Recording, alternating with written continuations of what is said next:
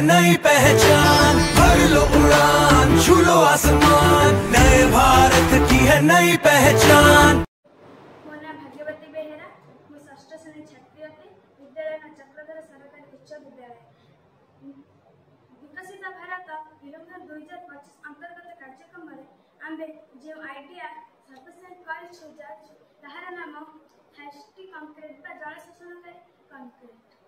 मोर नाम समीरजीत राउत, श्रेणी दशम, विद्यालय नाम Chakradhar government high school. Our problem is that in rainy days, some of our local roads and school bicycle stand are filled with water due to unavailability of proper drainage system। अर्थात वर्षा दिन में आम अंचल किसी रास्ता और आम विद्यालय साइकेल स्टैंड रे पानी जमी जाए कारण वर्षा पानी निष्कासन उपयुक्त माध्यम ना।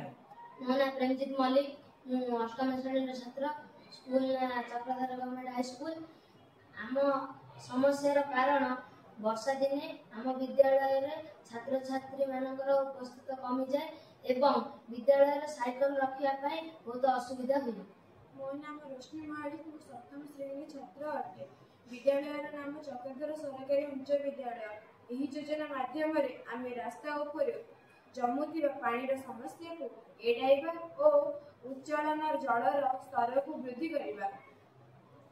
मु नरसिंह साहू नवम श्रेणी छात्र, मो विद्यालय नाम चक्रधर हाई स्कूल।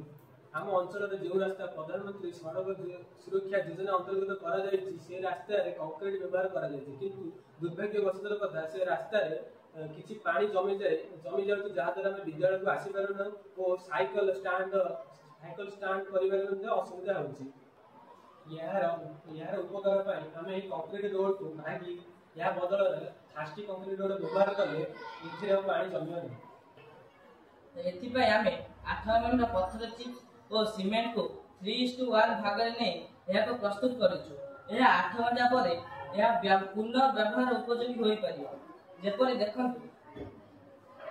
यार गोटे पार्श्व जो पानी ढाले से जो पार्श्व आम जल ढालू से पार्श्व से न रही अन्य पार्श्व को जाई पारुछि, जहाँ द्वारा जिते वर्षा जल रोड उपर पड़ो से रास्ता पर न जमी भूतल माटी तलू जाई पार। रास्ता पर एक कंक्रीट को 3 इंच उच्चतार पकाइले यह बहुत मजबूत रहिबो और या ऊपर ओजनिया जानवाहन अतिक्रांत करिबो।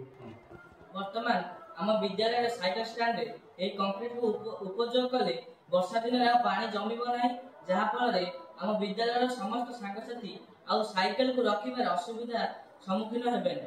मु देखुची वर्षा दिन देशर प्राय अधिक अधिक विद्यालय पिला अनुपस्थित हार वृद्धि होती कारण वर्षा दिन रास्ता पर जलर परिमाण वृद्धि होता पिला विद्यालय को आसपार ना। जदि ये कंक्रीट व्यवस्था आम देशर प्रत्येक कोण अनुकोण निर्माण करवा जहाद्वारा रास्ता पानी जमी रहा और भूतल जलर परिमाण वृद्धि हम और सहित देश समृद्धि दिगरे अग्रसर हम।